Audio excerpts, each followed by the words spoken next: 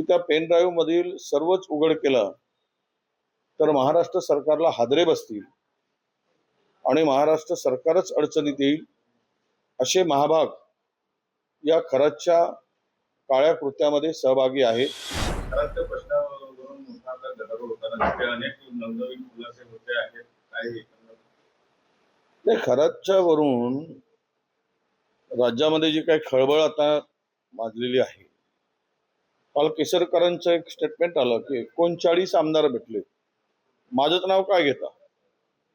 याचा अर्थ तिकडे खराच्या या काळ्या कृत्याला पांघरून घालणारे किंवा त्यांना साथ देणारे, त्यांची पूजा करणारे, त्यांच्यावर श्रद्धा ठेवून देव मानणारे, भोंदूगिरीला चालना देणारे, भोंदूगिरीला प्रोत्साहन देणारे, अंधश्रद्धेचे पायमल्ली तुडवणारे हे 39 जे कोणी आमदार आहे किंवा मोठे उच्च पदस्थ आहे त्यांच्यावर जादूटोणा प्रतिबंधक कायद्याअंतर्गत गुन्हे दाखल झाले पाहिजे.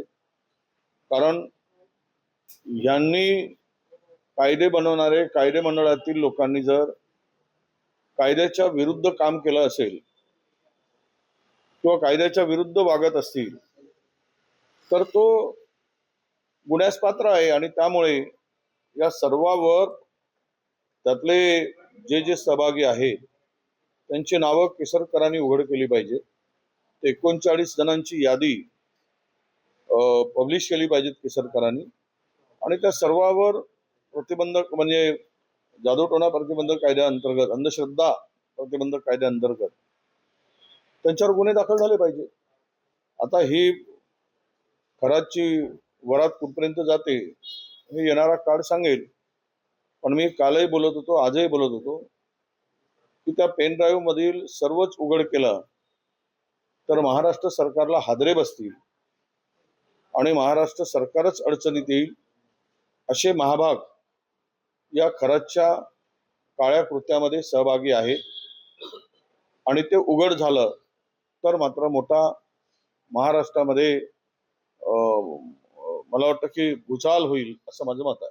अशोक खरात यांच्यावर कारवाई होत असताना दीपक केसरकर यांनी असं म्हटलं आहे की त्यांच्या कुटुंबाची काळजी वाटत नाही. काळजी वाटत आहे, कुटुंबाची काळजी केसरकर घेत असतील तर ते निश्चिम भक्त आहेत असं मी मानतो.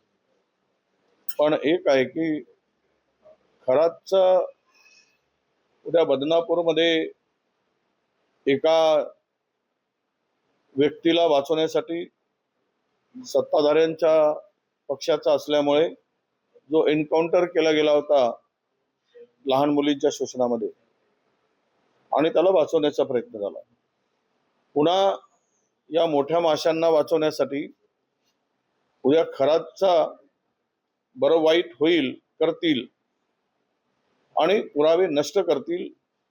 त्यामुळे कायद्याने खरातला शिक्षा दिली पाहिजे आणि खराच्या या भोंदूगिरीमध्ये सहभागी असणाऱ्या सर्वांचं पितळ उघडं झालं पाहिजे.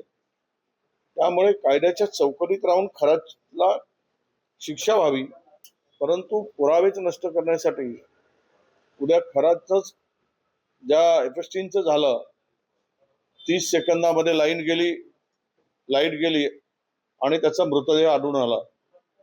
तर आपल्या महाराष्ट्रातील आणि भारतातील हा एक दुसरा एफ-एस-टीनच आहे.